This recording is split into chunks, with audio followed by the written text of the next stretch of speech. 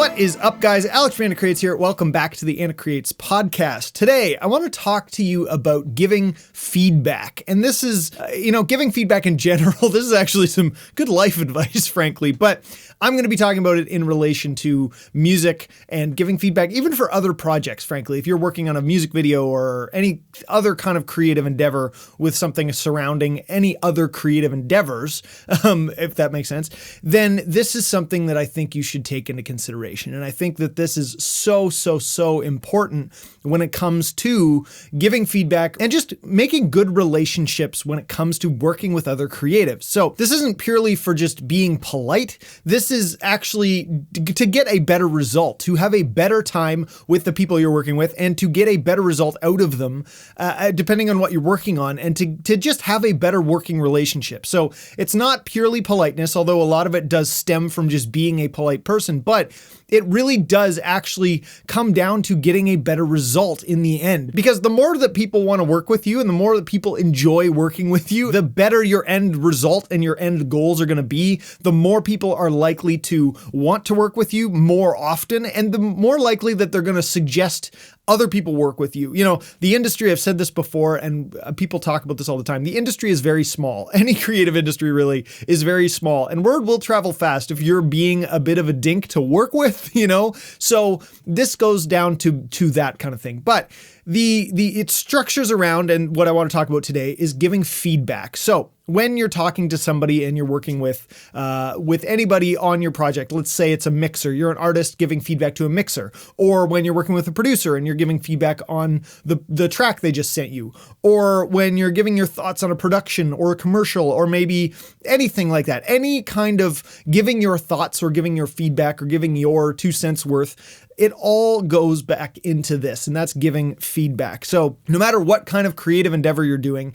and no matter what side of it you're on, really, well, obviously not the receiving end, because you're hoping the other person's going to give you the good feedback, but you want to give helpful feedback and polite feedback so that they want to keep working with you and you get the best result in the end. So that's what we're going to talk about today. And it's really just amazing how far a few key choices in words, a few key choices in how you structure your feedback is going to make a massive difference. Now, I'm not saying don't give your feedback. I'm not saying, if you really don't like somebody's work or something that they did in the mix that they gave you or whatever, I'm not saying don't tell them that. That's not at all what I'm saying. This is actually going to help you be able to give that in a better manner and get better results in return. The thing is if you're kind of rude and if you just kind of tell them this is crap, they're not going to give you a better result. It's going to slow down the process. It's going to make you not achieve your goals. However, if you do it in a nice way, which I'm going to talk about, then you're actually going to get to where you want to go faster and better and easier, and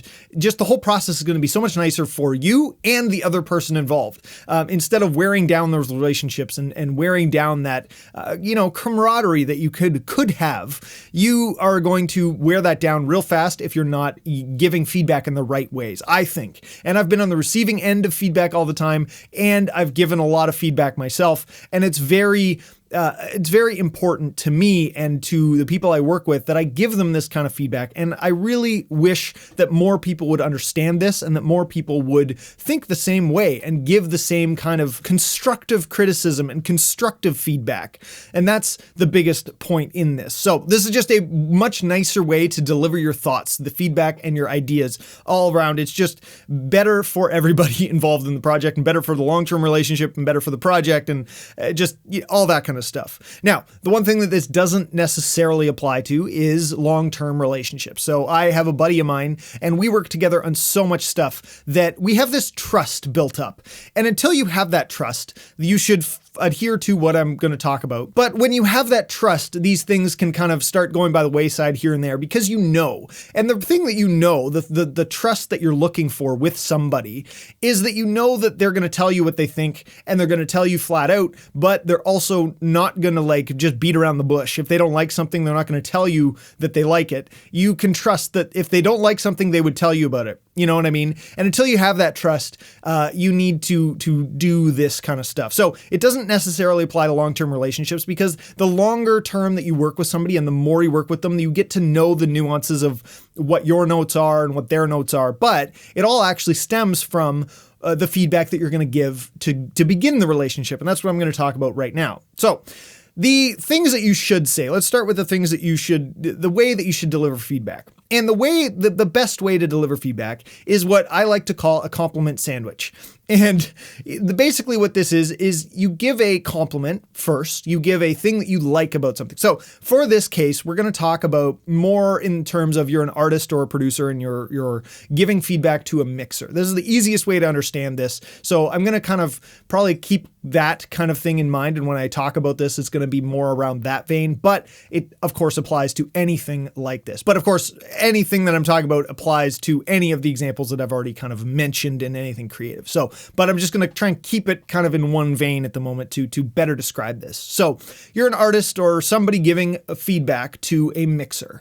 What I mean by a compliment sandwich is first you tell them, I really like the mix, it's getting very close, or it's very close, or I really like my vocal sound, or I love how the drums sound, or whatever it is. You pick something that you know you like, something that you actually enjoy out of the mix, that you really like what they've done, that kind of thing. Then you follow that up by telling them the things that you want changed, or the different things. And then to round it all off, you go, thanks so much for your hard work, I really like blah, blah, blah, blah, blah, and you compliment them again in the end and thank them for their work or something like that. And of course, this is very formal, but it does really help. Now, I'm going to tell you why it helps even more, why the compliments help more than just being friendly and more than just being nice and polite.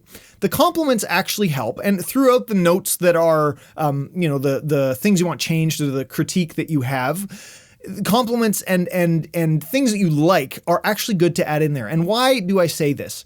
Because as a mixer, or anybody, as a mixer though, in this scenario, the things that you actually hear that they like help dictate your next moves and your next choices. If they say, I really like the vocal sound, then you know, okay, the vocal sound is close and I can base other things around the vocal sound. I don't want to change the vocal sound.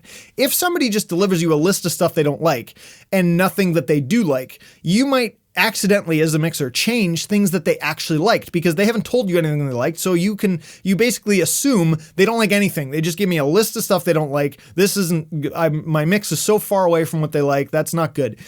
Honestly, if you don't like the mix and if it is far off, then maybe there's got to be something. Otherwise, you wouldn't have hired them at all. But you can tell them, the mix isn't really what I was hoping for. I was thinking more like this. And I really like the, kick drum sound that you've gotten. I like the bottom end that you have, but I don't think it's really clean enough for me, or it's not, dirty enough for me, or whatever. It all depends on the terms, and the stuff you're going to say all depends on your genre and the mix you're doing and blah, blah, blah, blah, blah. But the point is that you have to kind of say it in a nice way and make them understand that they are close or that they aren't close, and how close or far they are. Because the compliments and the things that you like, those things are just as helpful in dictating how close or how far you are. Because if you say, I like the vocal sound, but the reverb is too much, then I understand that it's not the overall vocal sound. The vocal sound is good, but the reverb is too loud, or you're hearing too much of the reverb. And as a mixer,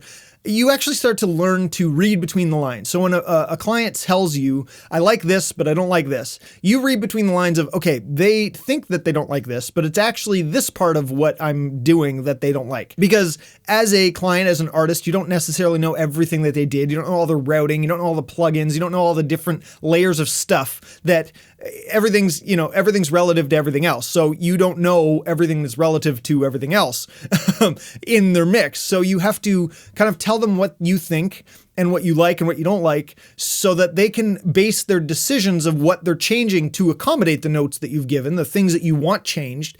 They know where the lines are and what you do like and what not to change too much. And that's way more helpful than you would actually think. And it really goes a long way. So they don't accidentally change stuff that you did like, and then you're back and forth and back and forth and back and forth with a million notes because they actually changed something that you did like, and now they reversed it, and now you have to oh, reverse that sound.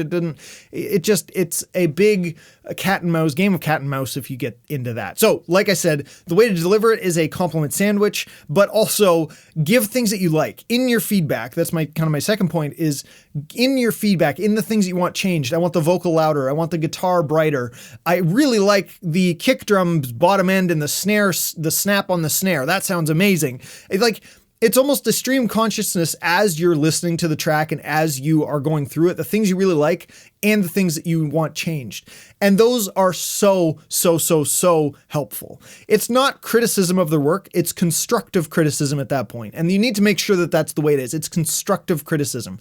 Obviously, if you don't know the details, the technical details of what they did and what you're actually looking for, don't try and be that way. Don't try and give too many words that you don't actually understand what's happening, because as a mixer, you're going to try and take that at face value as much as you can. And if you don't actually know what you're talking about, like, oh, I think there's not enough 16K on my vocal. If you don't know what the heck 16K is, don't say that. Just say it's not clear enough, or it's too boomy, or whatever it is. Because for a mixer, if you say something's not clear enough, the mixer might go, oh, it's actually clear enough. There's just too much body on the vocal. Then they will take the body out, which will actually make it clearer sounding, but they read between the lines. They do what they think. However, if you give them a specific, then part of, mixers start to think, oh, you are trying to do my job for me. And they don't love that, I'll be honest. But they can't read between the lines as much, because then they don't know if you actually know what you're talking about or if you don't really know what you're talking about. And that gets into dangerous territory, because the mixer will try and do what you say, but then you actually said something that was wrong. So then it doesn't sound like the way you thought it was going to sound. And then they're like, well, I did exactly what you told me to do. And you're like, well, but that's not actually what I wanted. Again, you're just going to go in this roundabout circle, and it's just going to make everybody more miserable. So don't try and overstate what you don't actually know. Just say how you feel, say what you think, and say what you know that you actually know and how you really feel, not trying to sound smarter than you are. A stream of conscious is actually just fine and works really well. What you like, what you don't like. It's really, really helpful. And frankly, the more information that you can give them, the more of that feeling that you're hearing, the better. Because even if you're like, it just doesn't sound, it needs to be more purple. If that's all you say, we have no idea what the heck that means. But if you kind of ramble a little bit and just kind of like stream of conscious, like I said, then as mixers, we can kind of read in between the lines and go, oh, purple means warmer for them. And any good mixer is well versed in this. They've been through so many different things. Good engineers are just, they know how to read between the lines, because everybody has different ways of describing things. So it goes a long way. So speaking your mind in that way can go a long way. The same thing goes for if you're giving things that you like. Just saying the drums are great and then having a bunch of notes on drums, that doesn't work. What about the drums do you really like? Do you like the clarity? Do you like the kick drum? Do you like this? Do you like the bottom end? Do you like the snap on the whatever it is? What do you like? And be more specific than it's great. Actually give like helpful feedback and helpful comments about what you do like, because that'll help inform the choices. If you say the drums are great, but I don't like the kick and I don't like the hi-hat and I don't like the snare. Okay, that's half the drums. So what of the drums did you like? Did you like the body of them? So it's the thing that you don't like is actually the clarity of the kick drum, or the shimmer on the cymbals, or what is it that you don't like? Because you need to define what you do like, so that I know where in the middle you're actually trying to get to. You know what I mean? Or where in my process and my processing in the mix am I actually looking to change? And that's very important.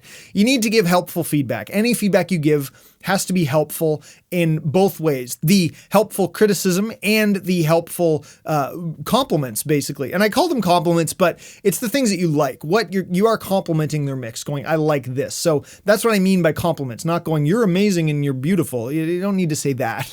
I'm talking about the things that they did in the mix. And I think that's the thing that a lot of people don't really clue in, is that the things that you like are actually just as valuable as the things that you don't like. And that's, people always forget to tell me what they like about the mix, but it's just amazing because that's almost more helpful than the actual notes that you don't like. I mean, obviously the notes that you don't like are the things I need to change, but having that guidance and those boundaries into what you do like, where the boundaries are that you do like, are the boundaries of what I can change when trying to accomplish what you are looking for to get things better. And then you don't have that circular back and forth stuff because I accidentally changed something and that kind of thing. It's just so much easier and everybody gets there faster. And there's none of these or less of these mistakes or misunderstandings or back and forths where you assume that they know this. Don't assume that the mixer knows anything that you're about to tell them. Assume that they don't and give them all of your thoughts on that. And sometimes that makes the mix notes look a little longer, or any notes, but that's okay, because if the person on the receiving end, the mixer, understands that you are actually giving them more and more detail so that the mix notes can get less and we can do 2 rounds of revisions and that's it, they'll appreciate that so much more. Now, if it's a big long thing where you're giving them very specifics and it's blah, blah, blah, blah, blah, that is where it starts to get a little bit too much. And that's where it's just not, we don't really like that part of it. So just keep it as concise as you can in the same way. You don't have to like give your life story in it, but just, give as much information about your thoughts, both of what you like and both what you don't like. So that's kind of how to deliver feedback on anything that you're giving. And I gave the mixing example, but of course it applies to productions, anything like that. I really like the beat that you put in the chorus, but I don't think that it's lifting enough. That's a helpful feedback. It almost works out that everything that you say, every piece of constructive criticism has a kind of a balancing part that you like, because you have to start from somewhere. So what do you like? Where are you trying to go with this? And typically in a good mix, in a good relationship, there is something like that. Obviously, if you don't like the initial mix and it's just so far off that you're not there yet, then I'm hoping there's something you like so you can deliver some sort of compliment, because it not only helps the mixer in kind of going, yep, I feel good about my mix. I know that they enjoyed the mix, or I'm close enough or not very close or whatever, but I know kind of the direction that I'm going, because oftentimes the direction that a artist tells you they want to go is not the direction they actually necessarily want to go, or they're picking different things out of the direction that they're telling you that they, if you don't know that, you can't read their mind. You can't, as a mixer, you can't read your client's mind. So you have to read between the lines in that sense. And the more information that they give you, the better you can understand that. I've had tons of mixes where people say, I want to sound like Billie Eilish, and they give me like a metal song, and you're like, what about Billie Eilish do you hear in this exactly? And it turns out that they want that crisp, clean vocal that's in your face. That's what they want. And yet it's like a hard rock song. And you're like, oh, okay, see, that makes sense. But if you just said Billie Eilish and gave me this, I would have no idea what you actually meant. So it's really important to deliver that kind of information right off the get-go, so they don't have to try and decipher what you meant and then screw it up, and then nobody's happy because you're so far off base. Just right off the hop, give them the information that they need, and just that stream of consciousness, just the ideas and the explanations of those ideas in a nice, friendly way, so that there is those compliments as well, and they can feel good about the things that they're doing, that you are actually enjoying what they're doing. And if they're so far off, you should probably just go, you know what? I don't think this is going to be the right fit. The mix is just too far from what I was doing. Your creative vision is different than mine, clearly, and that's okay, but I don't think we should proceed with this. If they're that far off, you should probably have some kind of conversation like that. And that frankly is a totally different podcast. But now, speaking of that, things not to say, things that you don't want to do is when somebody says, I don't like this, change it. And you're like, okay, change it to what though? What do you mean change it? I'll obviously change it. You don't like it, but what don't you like? And this is why some of that more information is helpful. But when people say, do whatever you think, it's like, well, whatever I thought was the thing that I already did. So that's not a helpful piece of advice. That's not a helpful feedback note, because I already did what I thought, and clearly it's not what you thought, but without any more information, I can't do what you think because I can't read your mind. So stay away from that. Don't just say do whatever you want, because they've already done that. You know what I mean? And another thing is, don't just crap all over what they did. It is their creative outlet as well. And you got to remember this. This is to do with other people's creativity at the same time as it is yours. And don't attack their choices, because their choices are relevant and are good at the same time as yours are. They're just not aligning on certain issues or certain things in the mix in this regard. So don't attack their choices and go, this sounds like crap, because it doesn't. It sounds good in the way that they're doing it and the vision that they had. So you don't want to attack their creative vision. Otherwise, people get offended. It's creativity. If somebody listens to your song and they say your song is trash, you're not going to like that either, are you? So don't do that to the mixer.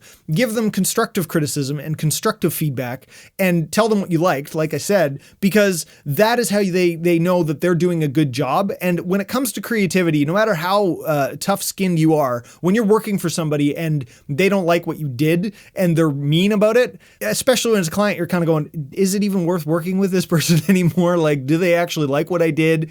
And that can be really tough. And especially when you're trying to make a relationship and you do internally really like what they did, make sure you express that. Make sure you express that and don't attack their choices.